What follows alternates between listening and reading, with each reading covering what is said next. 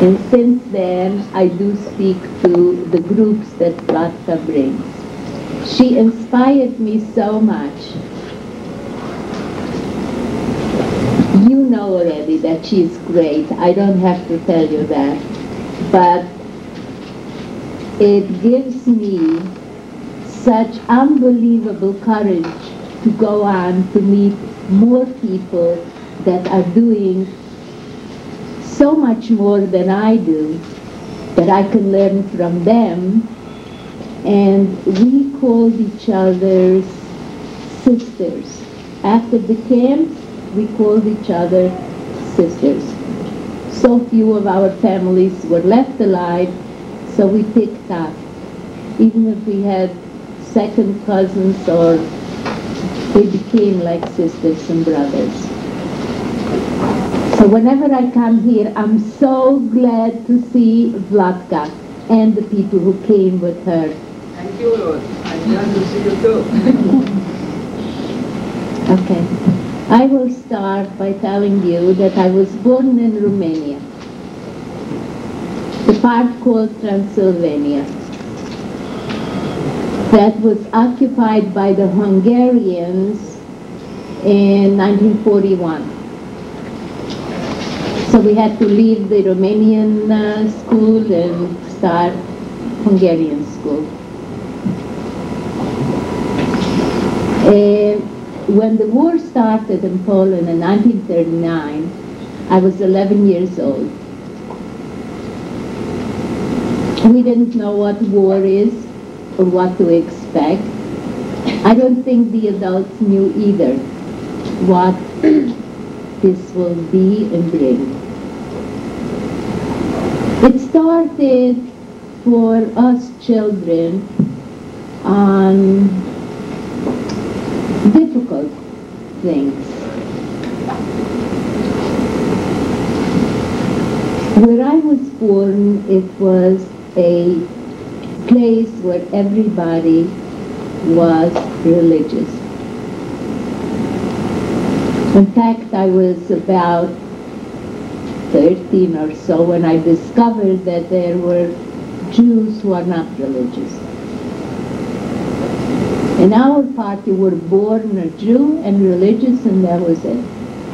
But to school, we went with our neighbors, the Romanians. And afterward, we had to learn the Hungarian, but they remained the same neighbors. It was a village. But about 30% of the population was Jewish. And the relationships were very good with the neighbors. We needed them and they needed us. The Jewish people were the tailor, the shoemaker, the dentist, the doctor, and they were the villagers who worked with the sheep and the cows and worked the fields. They needed to shop from us. We had a little store, and we needed the products that they did. In fact, it was a barter kind of shopping. They brought the products to us, and we gave them in exchange, like flour, oil, whatever they needed. And it was nice relationship, friendliness. I remember that as a young girl, I went with my friends to sing Christmas carols with our neighbors. When they made a wedding, my mother used to make beautiful cakes, and she would send me with a present a beautiful wedding cake. They in turn knew our holidays when we are not allowed to do certain things, and they helped us. To school we went together. In the afternoon, the boys went to religious school, to Cheder. The girls learned their knowledge came from the mother. The mother taught the girls what the proper things she has to learn. And to this day, I'm angry that girls weren't given an equal share. But that kind of jealousy is allowed. And thank God today, nowadays, our girls get a proper education. This is how it started. And then little by little problems arose. Like in school, in the first row, the best students sat. And after the girls, the boys sat also, the best students in the first row.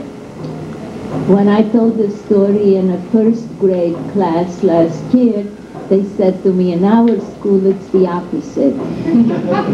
The ones that don't know enough sit in front so the teacher can make sure they understand all the things she said. But this was the order of things.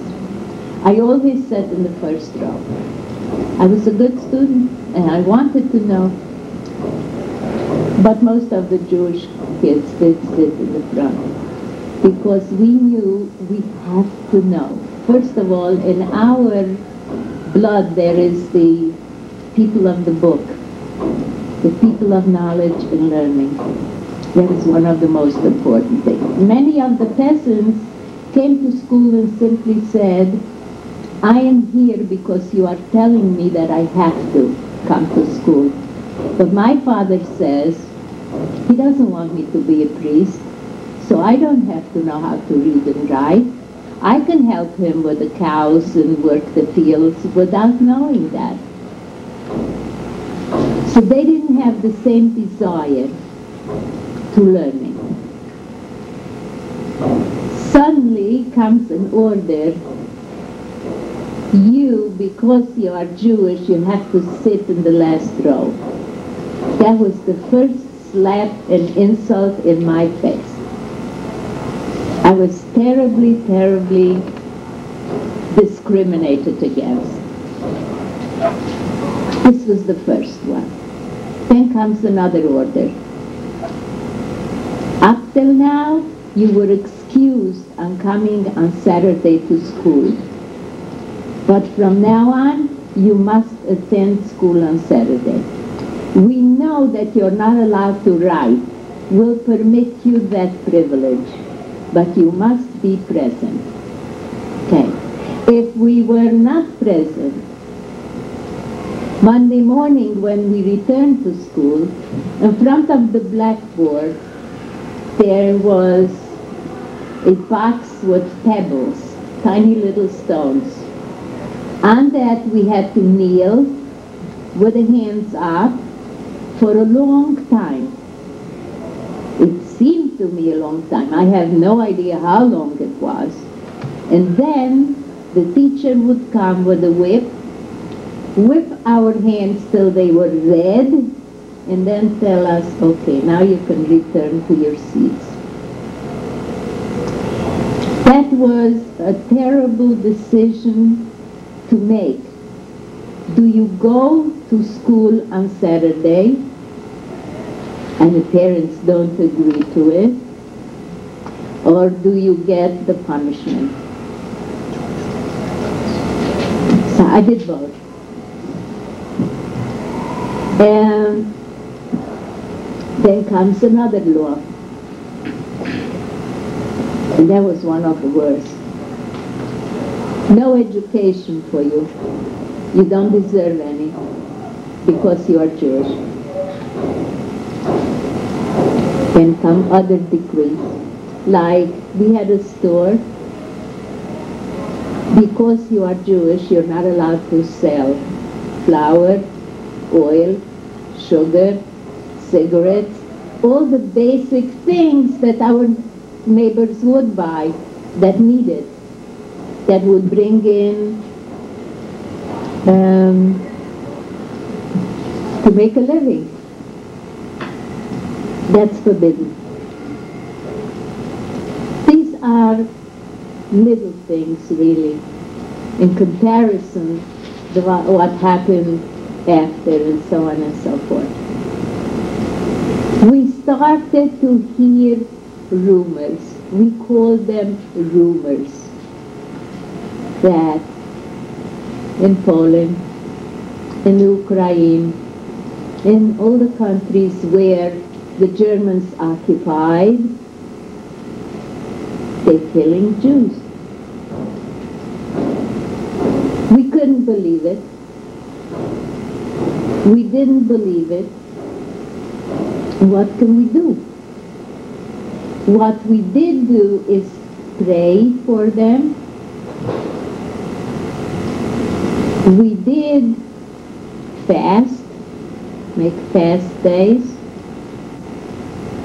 We tried to gather some money to send to some of the places, and if somebody was lucky enough to escape, we were able to give them shelter.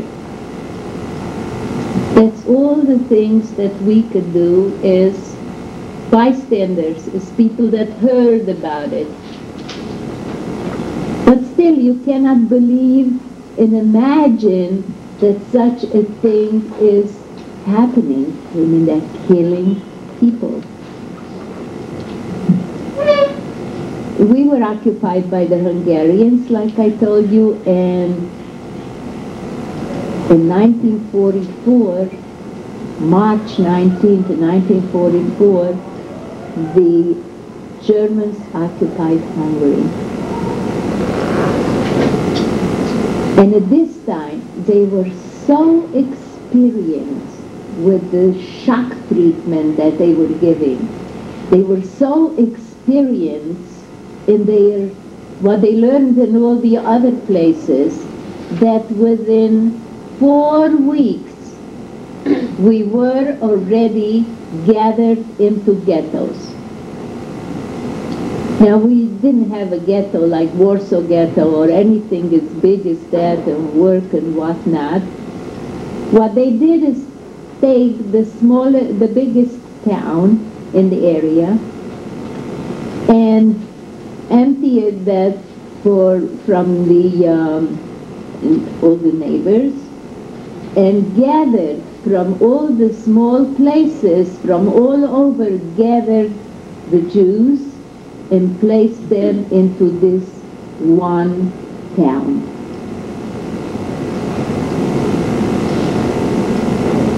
The room that we were given was approximately half the size of this room, with 4 families.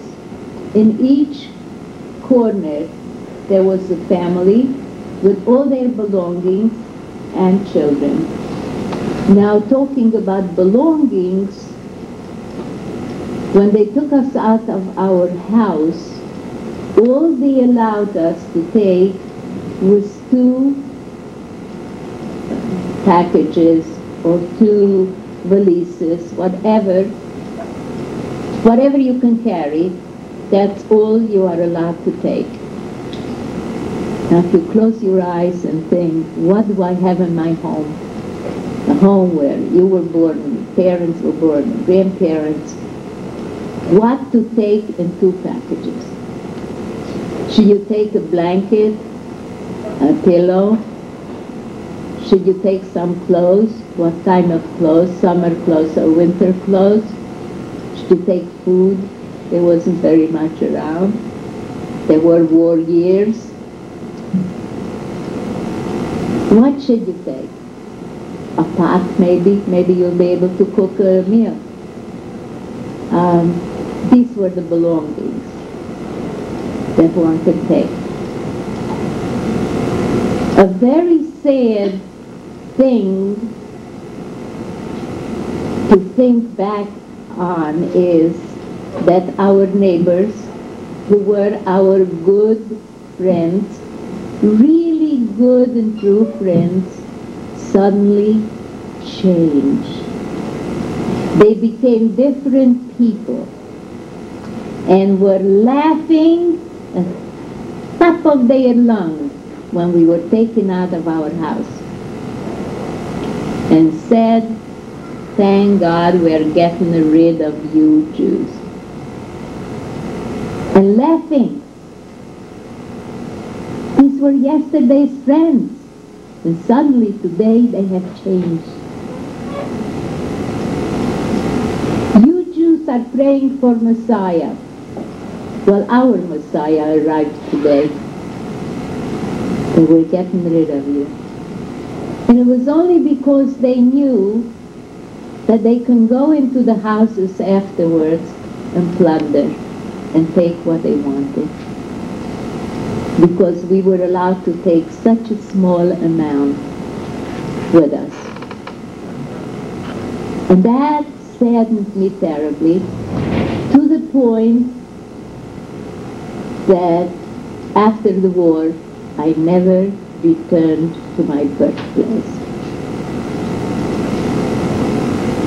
It was too shocking. And I even knew what they were going to say. I just had a vision and knew what they were going to say. And those were the exact words they used to those who returned. I had several cousins who did return to the same place. And they said, so many of you are still alive? The so many were maybe 2%. And if they asked back for something, they said, if you talk too much, we'll kill you. And some were killed just by asking, give me one item. Give me maybe the tablecloth that I myself embroidered. Give me that tablecloth back. And the answer was, well, I bought it from a gypsy, which was not true, of course. So this friend paid her just to get back this tablecloth that she had embroidered. Now this is complete the opposite of what the Danish neighbors did. I'm sure you learned and heard about the beauty and goodness of the Danish people. The Danish people, not only did they tend to the property, when they came back, they gave them back everything and apologized that something might be missing, that something broke, or the lawn isn't as beautiful that it was. They apologized for it. And here we had the complete opposite. A human being can change so drastically that was painful for me to accept in life. It didn't take more than 4 weeks for us to sit in the ghetto, and they came and said, we are placing you now in work camps. We sort of believed it because we knew the war is coming to an end. We knew that actually the Russian front was very, very near to our part of Transylvania. 3 months later, the Russians occupied this part of the country. Only 3 months, and I would have had my family alive. We believe them that they are taking us to work camps. And one day they came, tonight all the men and boys have to gather in the synagogue. The synagogue was usually the place of gathering. That was the biggest place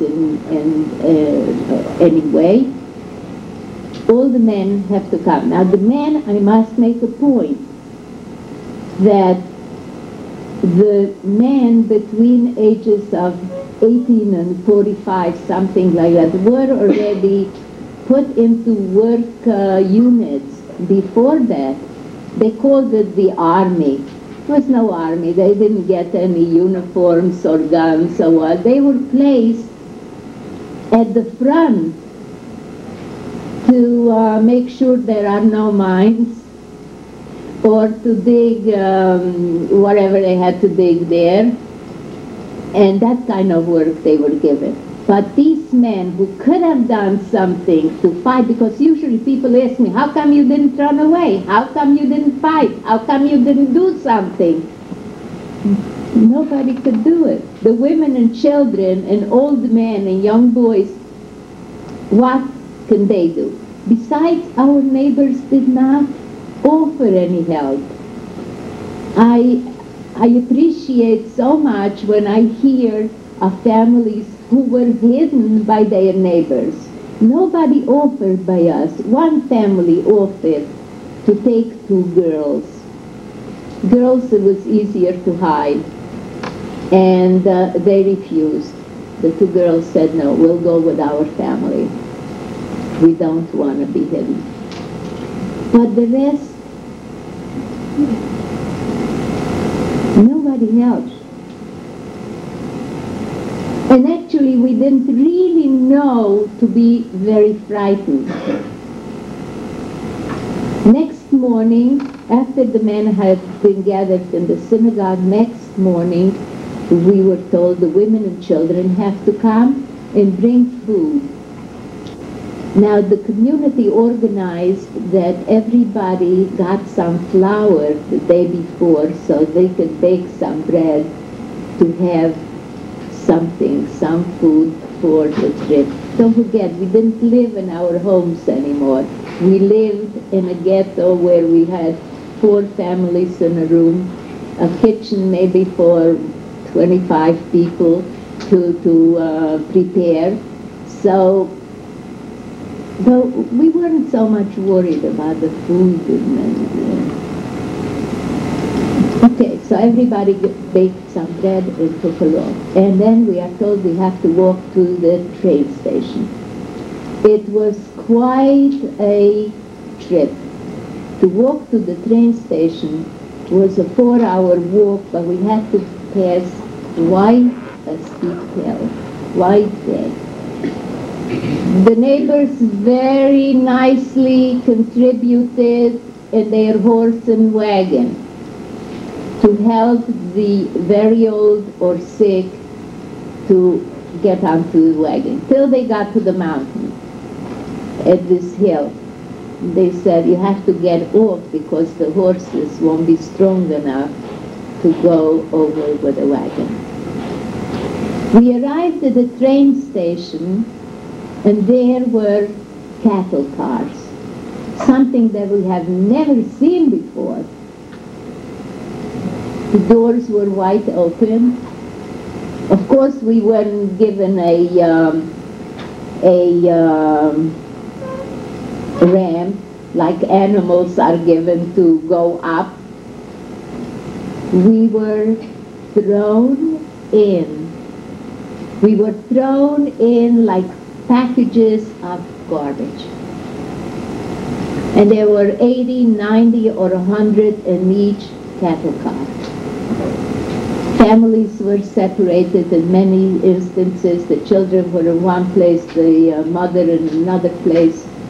It was very, very difficult. It was so crowded that my sister and brother and I stood the whole time so that our 82-year-old grandmother who lived with us had room to lie down. In this unbelievable situation, there were people who starved, people who went off their mind, people who gave birth, and people who died. No toilet facilities. We were given a pail. Somebody ingeniously put a sheet over it, so people had a little privacy.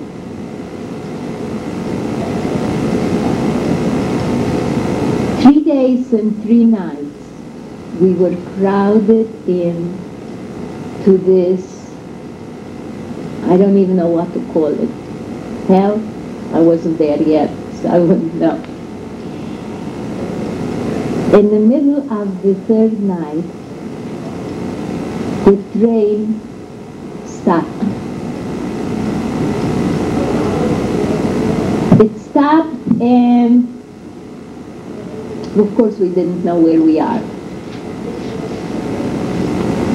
All there was in these cattle cars was small openings for air with barbed wire, and somebody went up to somebody else's shoulder to look out and to see where we are. The sign said Auschwitz, Birkenau. But that did not tell us anything. The secret was kept so well that we had no idea what Auschwitz meant or Birkenau.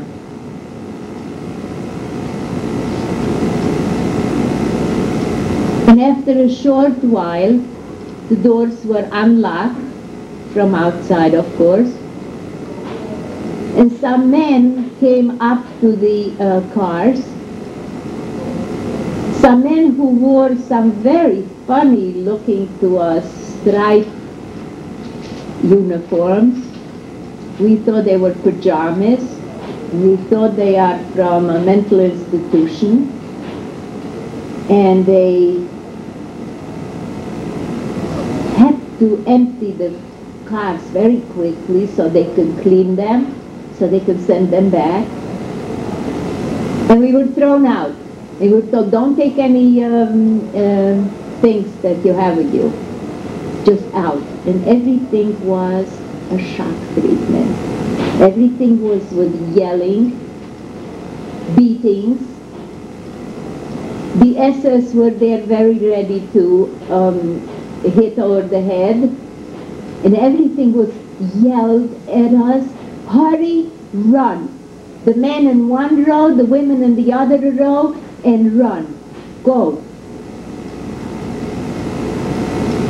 In this capacity, in the middle of the night, a stench, an unbelievable stench hit our noses, something we could not identify, and fire jutting out of 4 chimneys. Not smoke, fire. We had no idea what that meant either. And in this capacity, run.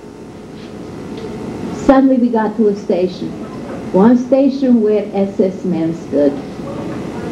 And one of them was Mengele. I'm sure you read and heard about Mengele, who was the doctor in Auschwitz, who did all the selections, plus the experiments that he did on twins, children, women, and whatnot. And he first asked all doctors, come out,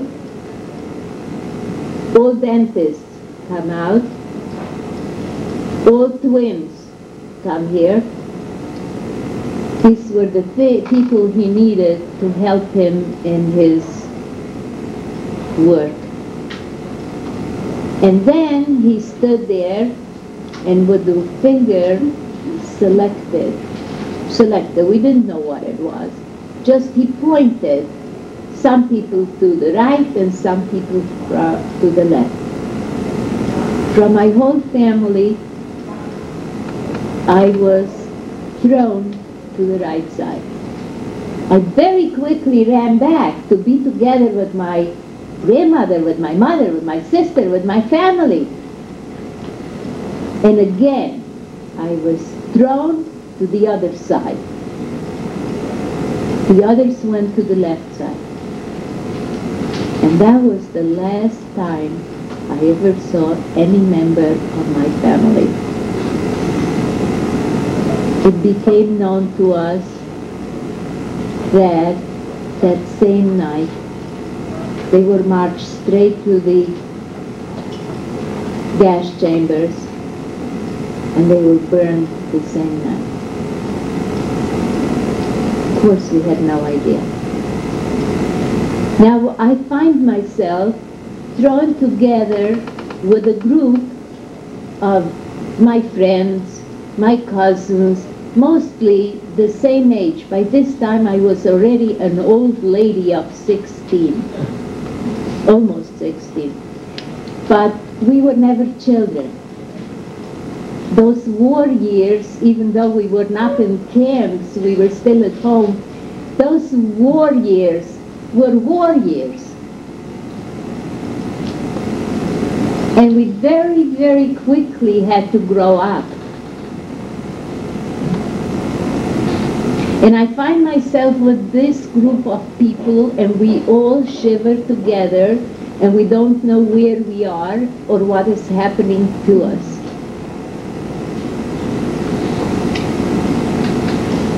And then we are marched into a big hall, big room, like twice the size of this one. And we are ordered to undress. Now, like I told you, we came from families that were religious. And to undress, for us, this was an unbelievable thing. I mean, modesty was one of the first things.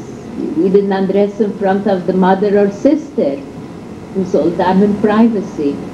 And here we are ordered to undress, leave all your belongings in one pile, and get into the next room. And of course we refused.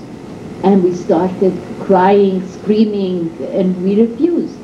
And sure enough, soon started again the things.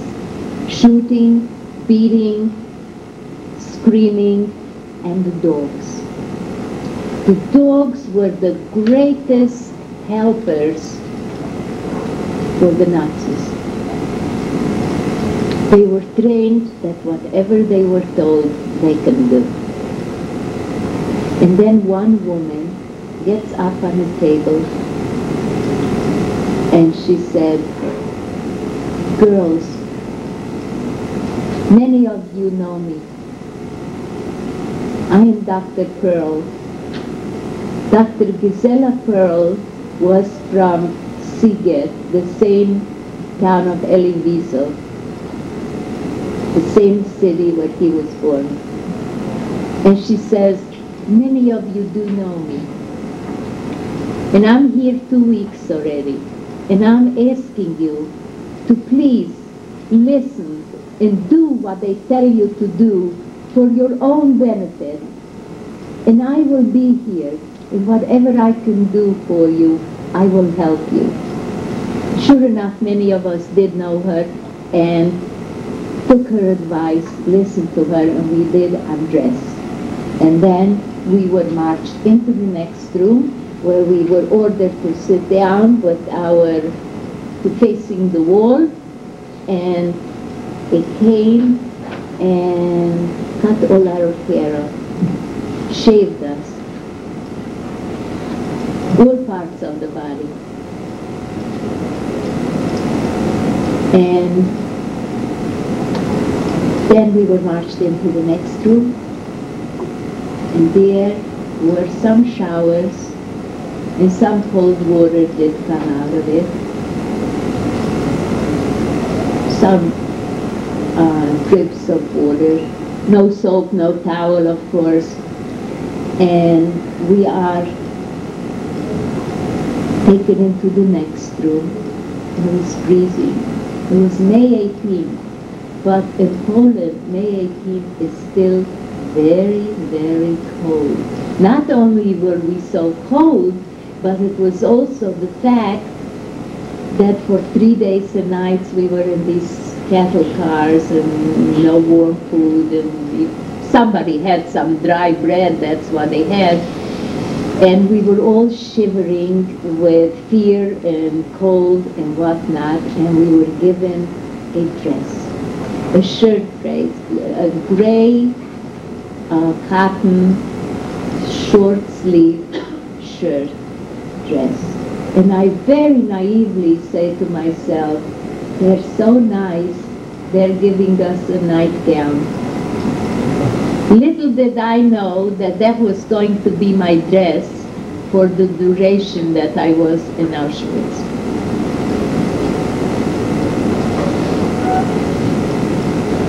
And what I must tell you before I go on is a few words about Dr. Pearl.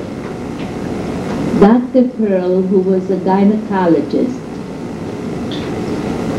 was forced to help Mengele.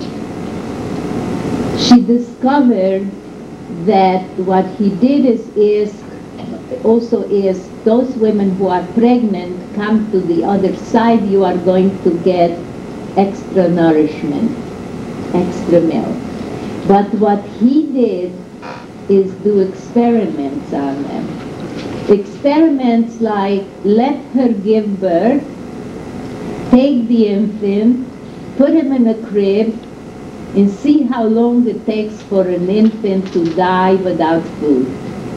And see how long it will take for the mother to go crazy in the other bed where they tied her up and tied her breasts for the milk, that she cannot feed the baby who is crying.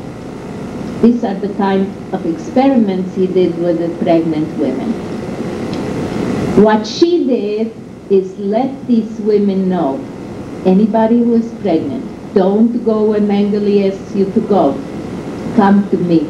She took them at night into the latrine, which was the most horrible, most dirty place on earth, without any gloves, without any soap, without any disinfectant. She would abort them so that these women could live and produce children afterward, but she would abort them, that they shouldn't be taken to the gas chamber after Mengele does his experiments. And she saved many women in this way. She remained alive, even though twice she wanted to commit suicide and she didn't succeed. She was liberated. She was in Israel, didn't want to be a doctor again. But Eleanor Roosevelt heard her speak at one of the gatherings, and she says, please come to America and become a doctor again.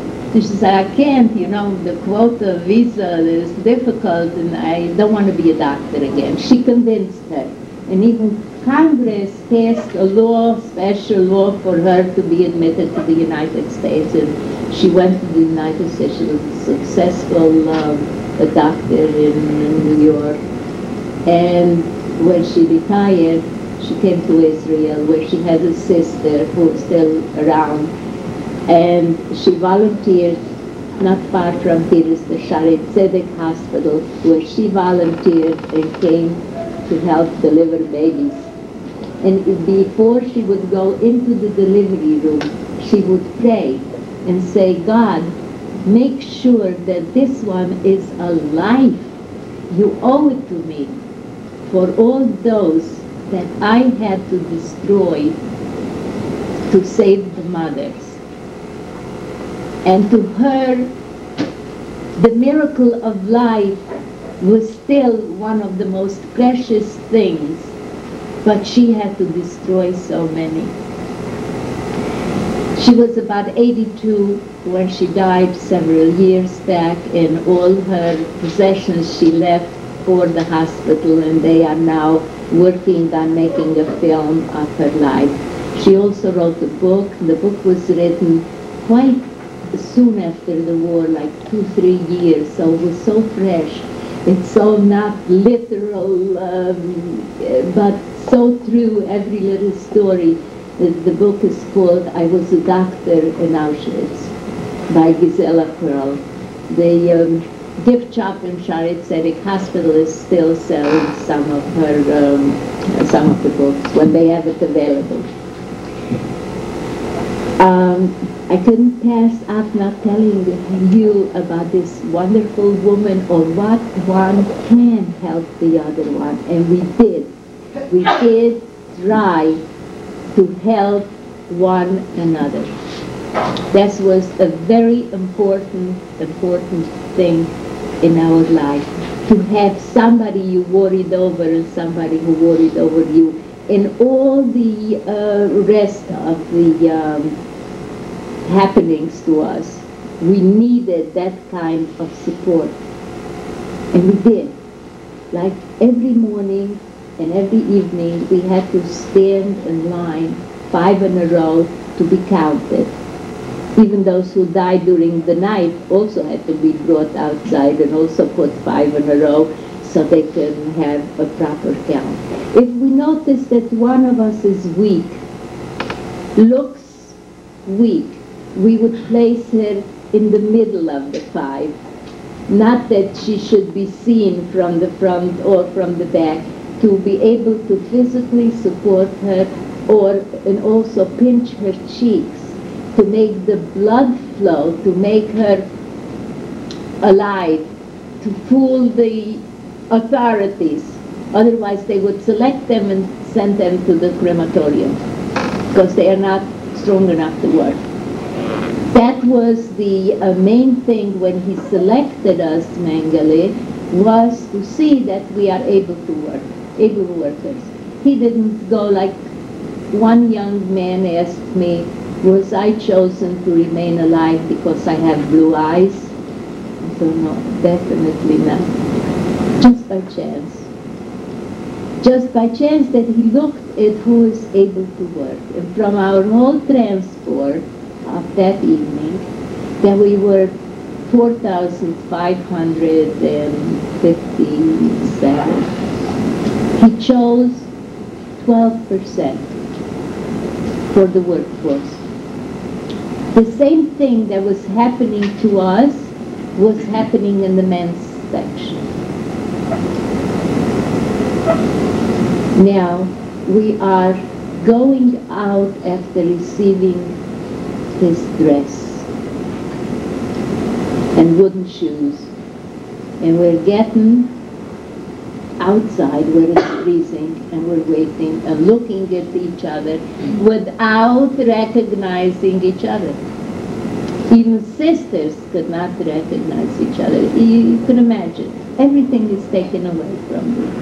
Now to this day, if I hear somebody saying, I don't have anything, I feel like crying or laughing. And if I think that this person is worthy enough or will learn a lesson from it, I say, I'll tell you what to me means having nothing. Having nothing means that everything is taken away from you. Even your hair and your glasses and your earrings. And if you weren't fast enough to pull out your earrings, they helped you. They pulled your ear open. It also means that all your belongings are taken away, including pictures. Don't forget pictures, family pictures. And don't forget all your clothes. And don't forget, above all, your family. And you remain alone, naked, like the day you were born, without anything in the world. That, to me, means having nothing.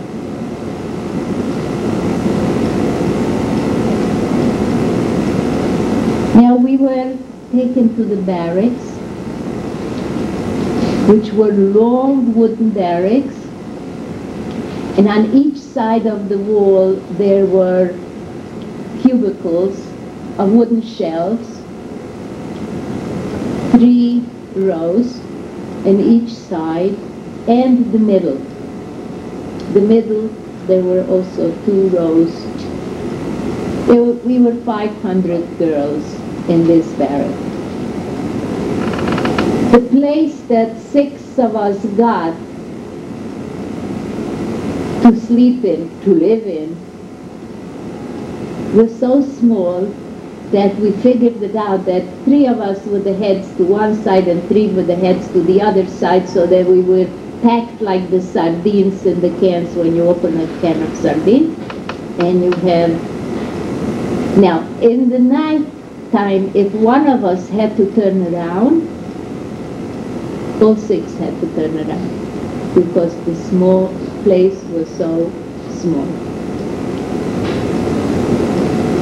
We were taken to the latrine. You didn't go to the latrine when you had to go. We were taken like sheep, like horses. Now is your time to go to the latrine.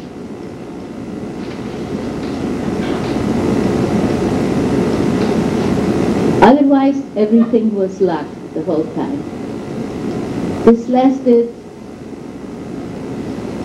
after we were settled in, they brought us food. We were given a bowl of so-called soup. They called it vegetable soup. And they gave us this bowl without spoons or anything and said, here, this is for the 6 of you. We were so starved from the drink, from everything, and we decided that each one will take a sip and turn the bowl around and we'll manage. The taste was so horrible that we couldn't swallow it, even though we were so starved. Now next to us, we suddenly see girls who are the ones to take care of the cleanliness and of the order of the barrack. These girls, unfortunately, were there a long time already. Some were from Czechoslovakia or from Poland or wherever they have been taken there, and many of them even had to help build those barracks. And they start laughing. This food isn't good enough for you? Another few days and you are going to pray that you get another few spoonfuls of it. And we don't believe that. And then we ask them, what about our people? When are we going to see our people? Because we were told when we asked, pretty soon you will be united with your people. We did not know what they meant by this pretty soon you'll be united with your people. It just simply meant that you'll die of starvation or whatever, and you'll be united with them. And these girls start laughing.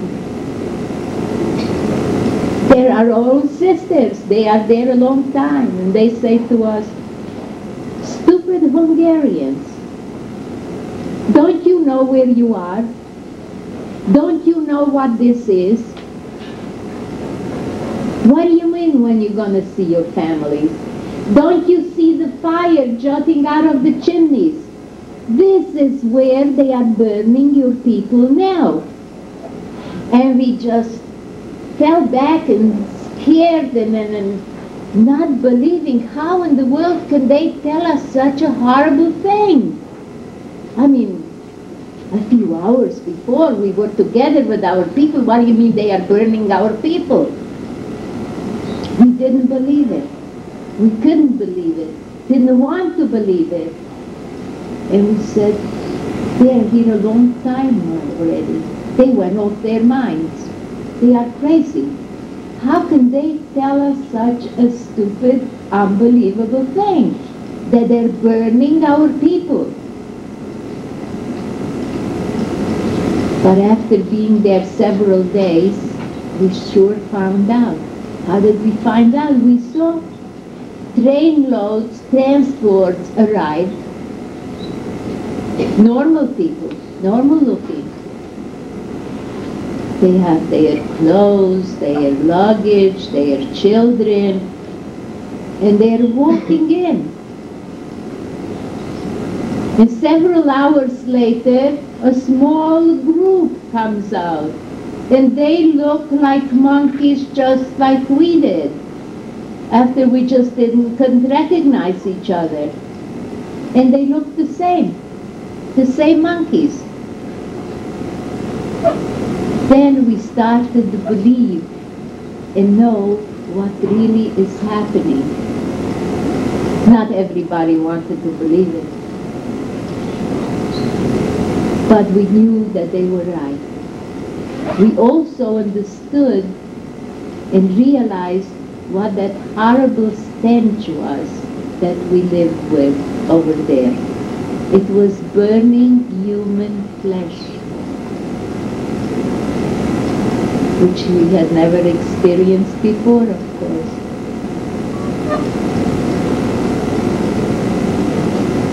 And little by little we started to understand. And then we were tattooed, we were given numbers. That was a little bit of consolation, because it meant you were registered. And that when they'll take you to the crematorium, at least they have that this and this person was also cremated. You were on the list.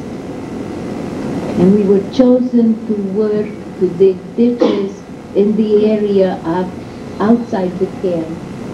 Outside Auschwitz, we were working in the fields, and we were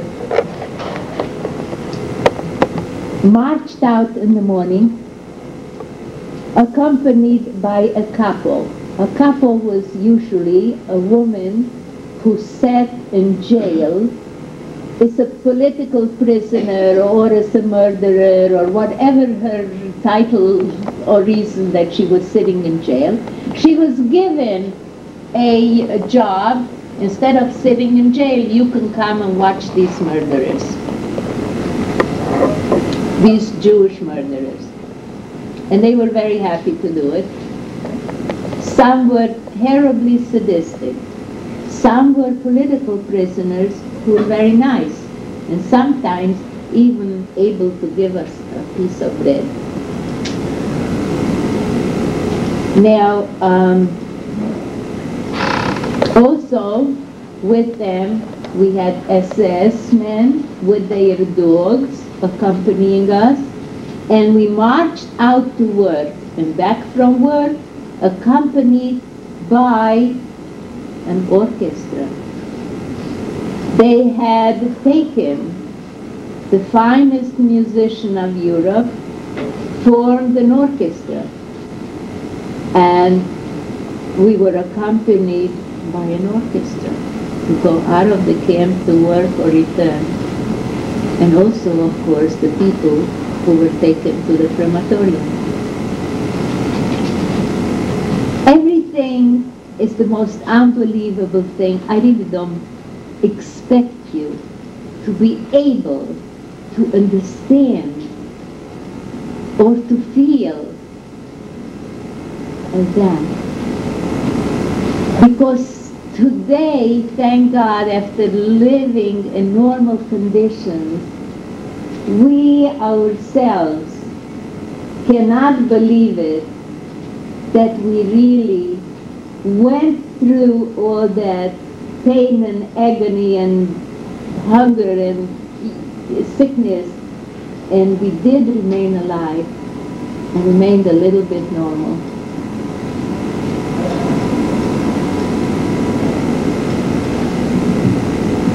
This is the beginning of Auschwitz. The whole summer went like this, that we were working, digging ditches, working very hard. Our palms were completely sore from the tools that we were not used to use, heavy tools in digging. And when we were digging the ditches, and when you dig deep enough, then water comes up. And in the water there are worms. And you have to dig deeper and throw the earth out so it becomes higher. And it's back-breaking work for young girls and a few older ones who were up to the age of about 40, 45, that we were together. Some were as young as 13. And we had to do this horrible, hard work. Of course, with beatings, and I cannot describe to you even 1% of what we were going through. Breakfast consisted of a cup of, they called it coffee. It was burnt rice, burnt barley that was cooked into brown water. That was our breakfast. Lunch, to the workplace, they brought the soup that I complained about. But at this time, we did pray that we should get a little bit more of it. Not only to get a little bit more of it, you also had to have luck and to be in line when they get already to the middle or to the bottom. Otherwise, you got only the liquid from the top, from this very deep pot, like a barrel. So you had to be lucky even to be the last one in line, or at least in the middle, to get also a few vegetables. There were some potatoes in it and turnips. Mostly it was turnips. And sometimes there was a drop of meat in it too. But this was our lunch. And in the evening, when we came back to camp, back into our places, we were given a portion of bread. There was approximately 2 slices of bread. That was very black, mixed with sawdust, very bad. And sometimes we got also a piece of margarine with it. But Dr. Pearl taught us that if we have any wounds, any blisters, to apply some of the margarine, because that's the best medicine. Like she discovered penicillin, it was the margarine.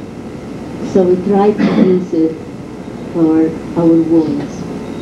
She was a doctor, but wasn't given any bandages or medicine or anything, only her good nature and her good words that helped us pull through another day. Pull through another day. And this continued till the winter. In the winter, January 1945, the Russian front came much closer to Auschwitz. And the Germans didn't want to have so many alive people, healthy people or something, to remain there, to tell them what happened. So, and they opened the gates and gave us a blanket and gave us a bread, a whole bread, which was portioned for 8 people, 8 portions, and we were told, march. The snow was very deep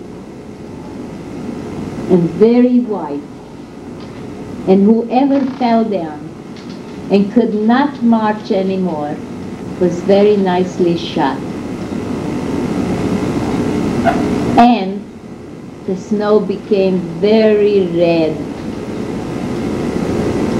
all the way. This was the most important thing, to have somebody who worried over you when you fell down, and they made you get up and helped you pull you up and helped you continue. Say, you have to live. You have to do it for me. And some were taken on the back and carried. And after a while they did revitalize themselves and want to live. We marched for a long time. In many camps they were filled already, till we arrived to a camp called Bergen-Belsen. Bergen-Belsen was a very nice camp up to the time we arrived. It was a camp where they kept families, whole families. They didn't shave their hair. They let them have their own clothes, their belongings, gave them good food. Why did they do this? These people were kept for exchange for their own soldiers who fell in prisoner of war camps. So they had to have them look normal and good. They even had their own beds, not like us, the shelves. So this time when we arrived from so many places, because the Allied forces were closing in all over, the Americans, the British, the Russians, and there was no room. So we became sardines on the floor. This time we didn't even have the shelves that I complained about. This time we were on the floor, sardines.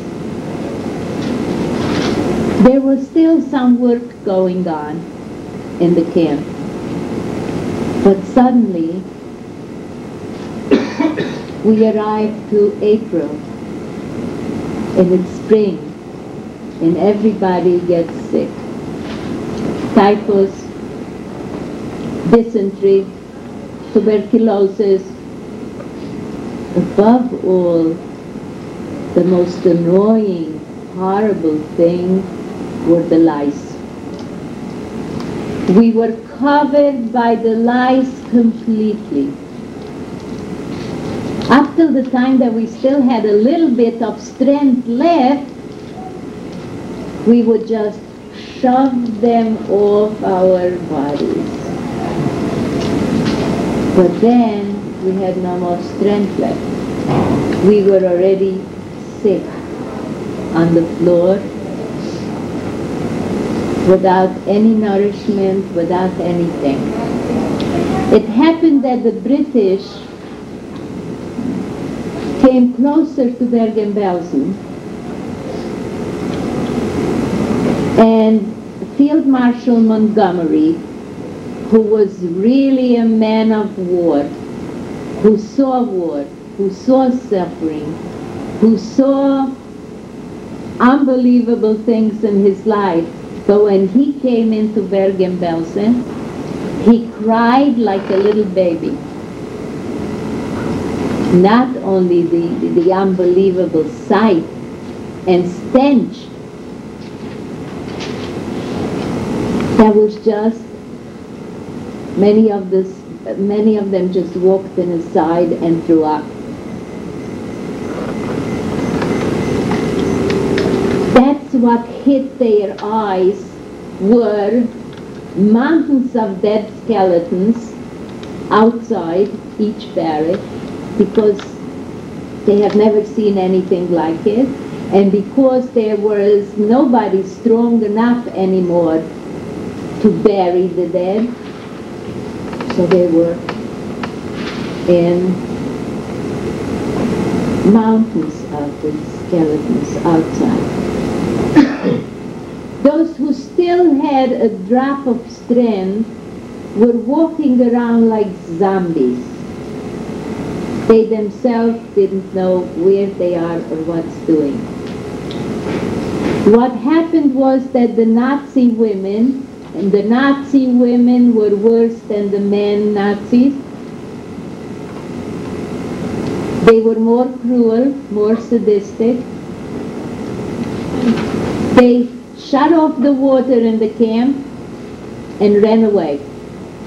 They didn't want to be caught by the English. There was no more food distributed, no water, and what the soldiers who came to liberate did not see what they did not see was that inside the barracks, the situation was even much worse than outside. Those of us who still had 1% of life in us were lying surrounded by the dead where they fell. And I had no pity on any of the dead. None whatsoever. I think I even envied them that they don't suffer anymore. I knew they were dead because they didn't kick me anymore. And in this condition, they came in and they said, "You are free. You are liberated." And that was the first time of the whole incident that I cried. I cried and I said, "Big deal. I'm alive." For what and for who? I knew my immediate family was killed. I knew I had no more family, and I also knew that I am not returning to see my neighbors.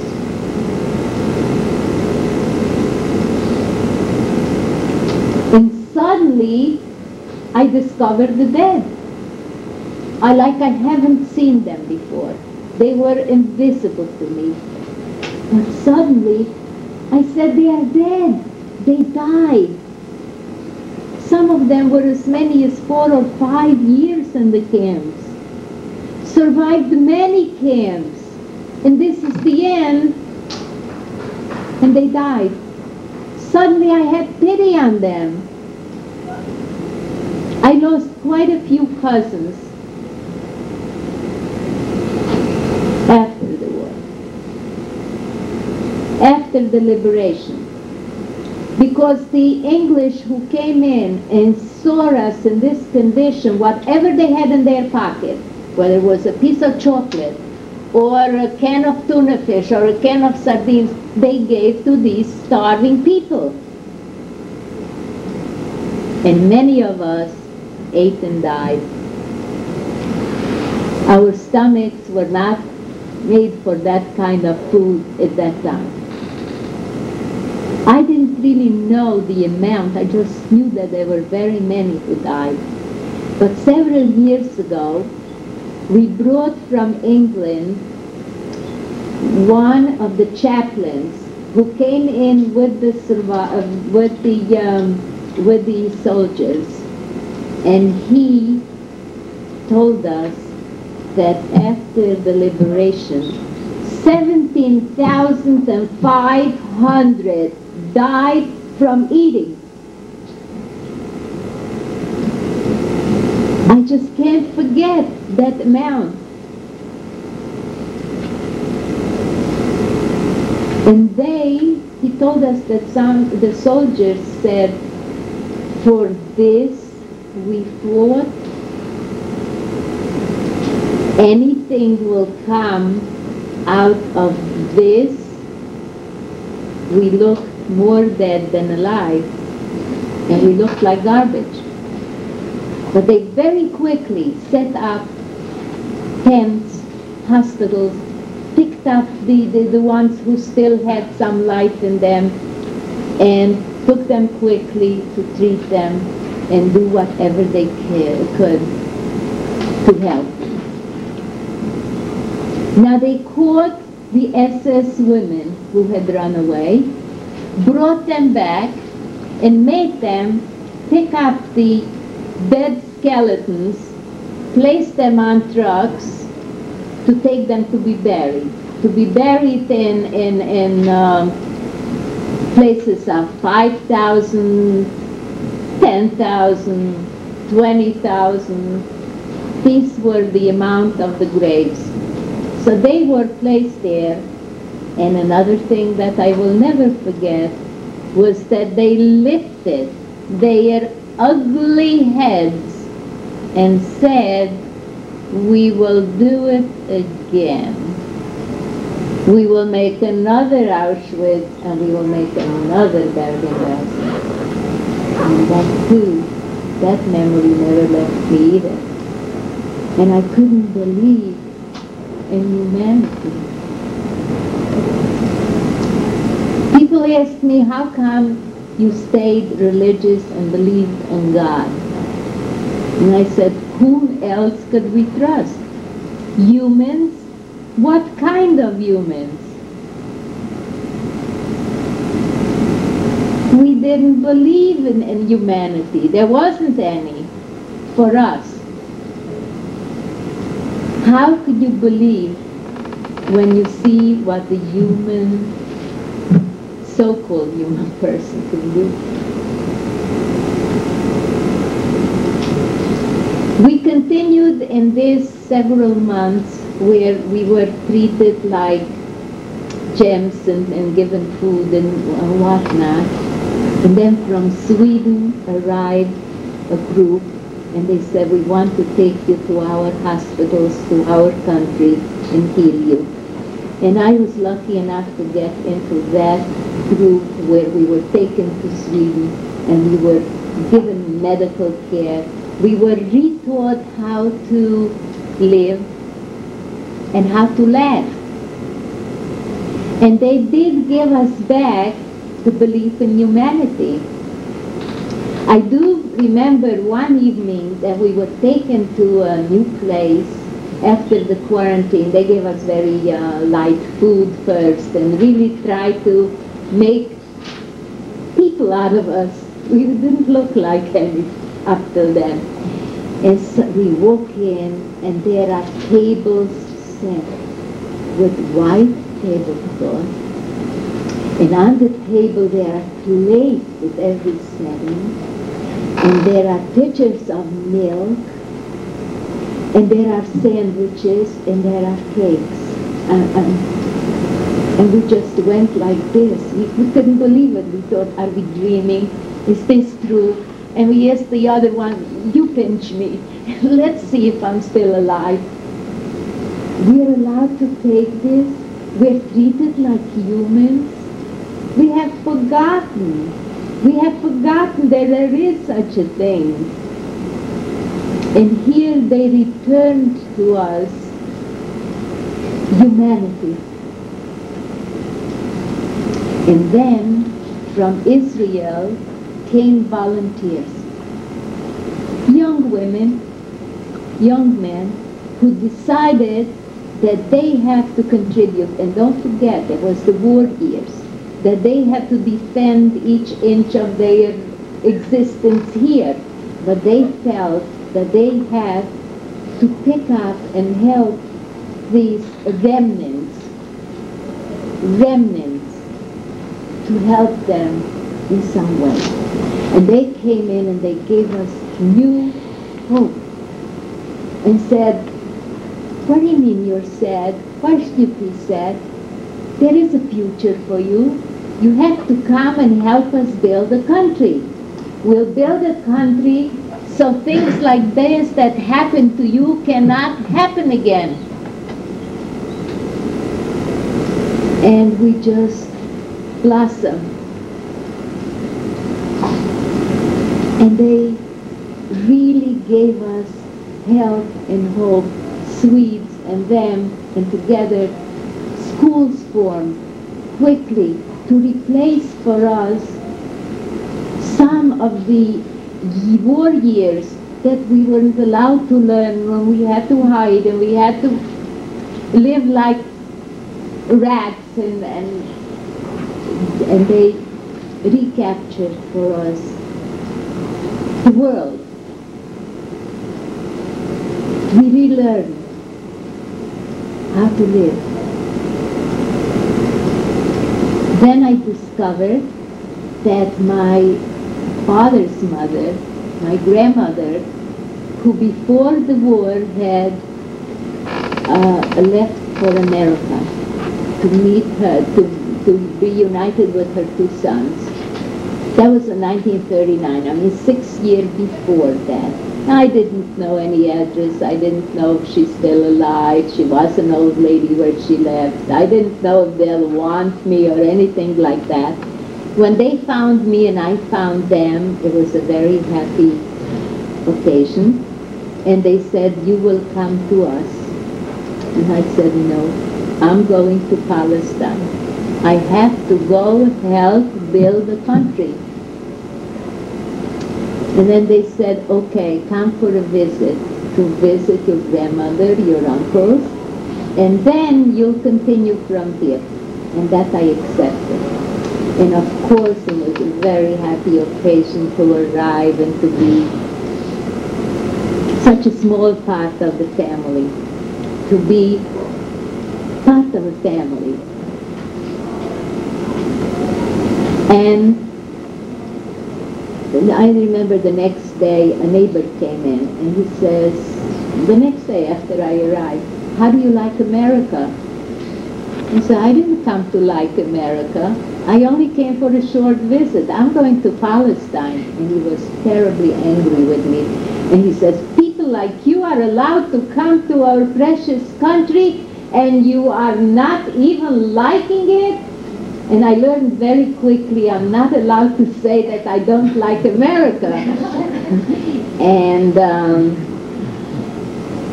a few months later, I met a young man who was liberated, who was discharged from the army, where he served 5.5 years. He was one of General Patton's boys, soldiers, and on our second date, he proposed marriage to me. Second date.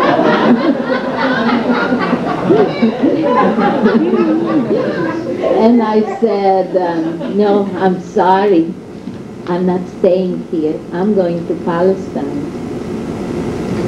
And he said, "Okay, I'll take you to Palestine."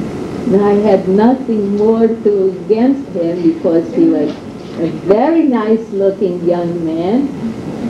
He was a soldier, even though I said, "I'll never marry an American. They won't understand us." What we went through, it's impossible for any human being who lived in normal conditions to understand us, to tolerate us.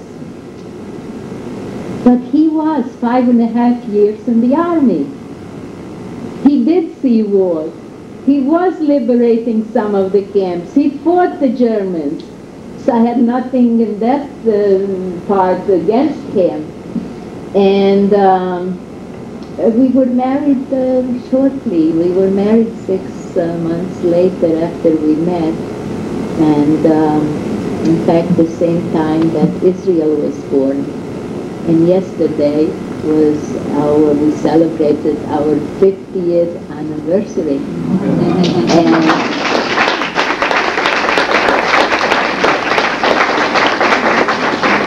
so after we were married, I said, "Palestine?" And he said, "Well, not yet." So we had one child, another child, and another child, and we still stayed there. Till 1972, when we finally did come to Israel. Now, before I end, I usually end with a little story that since this happened, I tell it to every group. So I'll tell you this also. In the States, I did bridal gowns. That was my profession. I made bridal gowns. It's a happy occasion, and that was my business.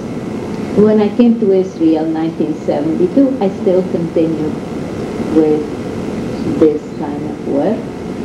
And when I did finish one of the bridal gowns, the mother of the bride comes to me and says, "Tell me, how come you chose this profession? I see that what beautiful artistic work you are doing. I see it makes you so happy. And you're doing it with such pleasure. So what made you choose this profession?" And I tell her, "Well, I wasn't allowed to go to school, so I went to learn a trade." And she said, you weren't allowed to go to school. Why? I said, because I was Jewish. She said, in America? I said, no. I wasn't born in America. I came to America after the war. She said, after the war? You mean you're a survivor? I said, yes. She said, I don't believe you. I said, okay, do you want to see my number? She said, no, you don't look it. I said, tell me, what am I supposed to look like? It's the first time I hear that I'm supposed to have some special look. What am I supposed to look like? She said, you are not sad. I said, you're right, I'm not sad. In 1944, the Germans wanted to kill me. They let me live so I can still work, slave labor. And they did kill my family. But I'm still alive. So every morning when I wake up, and we do have a prayer that we say, thank you, God, for returning my soul to me. When I say that, I feel that this day is mine. It's a new present for me. A new present that I can do with this present is I please. And it pleases me to be happy and not sad. And my dear friend, also I had enough courage to start a family. Many of us didn't want to. Many of us said, into this world we're not going to bring children into this world. Such a crazy world. But I did have enough courage, and I am blessed with 4 sons and 11 grandchildren, and I'm alive, and we are living in our own country. That is my revenge on all the enemies that killed my family and 1/3 of my people, but they did not succeed to kill the whole spirit in us, that we had enough courage to lift ourselves above all the tragedies that happened to us. So that's why I am happy and not sad. Till 2 years ago, this was my revenge. 2 years ago, I was convinced to accompany a group of young men who come from many parts of of America and other English-speaking countries to study a year in Israel. And part of their education is also to go back to Poland and see all these places. And I was convinced to go with these young people. After 50-some years, I finally did go back there with 100 boys who are studying the Torah that the Nazis really wanted to wipe out.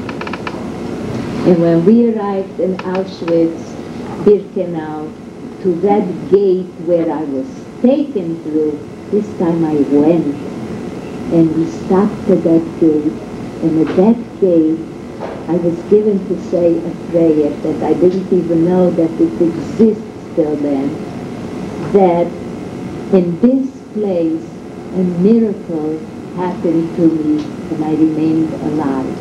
And many of the boys also came to take part to say, a miracle happened to my grandfather in this place, or to my grandmother from this place. And then when we went in and I showed them all the crematorium leftover, and we said prayers, and we sang the songs that were sung in the ghettos, and the songs that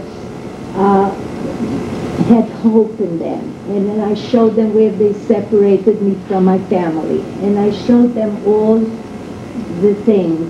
And we came also with a scroll of the Torah with these boys. exactly why they wanted to destroy, and they did not succeed. And I was convinced this before Pesach again, and at this time I went with 300 young people, 150 girls and 150 boys, and it's another one on revenge. And that is why I am happy. And I do thank you so much for listening to me. I made a vow. Take care of me and I'll do my part, because I have to live, I want to live to tell. And I can't tell myself, I can't talk to myself, I wouldn't be normal if I did.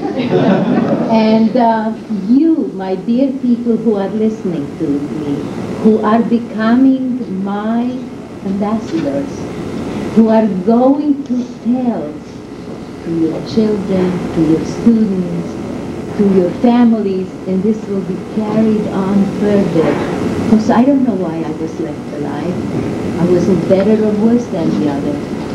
I know there is a mission for me, and I don't really know what the mission is, so I volunteered to a lot of things. It's not the only thing that I do, that I'm always coming to Yad Vashem whenever I'm asked to, or to other places, to share our sad story, even though I know it makes you sad. But we must get our story out before, because there's so few left of us. And when we go down to our grave, that goes with us, and it's finished. So we must talk. And thank you for listening, and I bless you with good life, health and happiness, and you should never know what tragedies are. Thank you.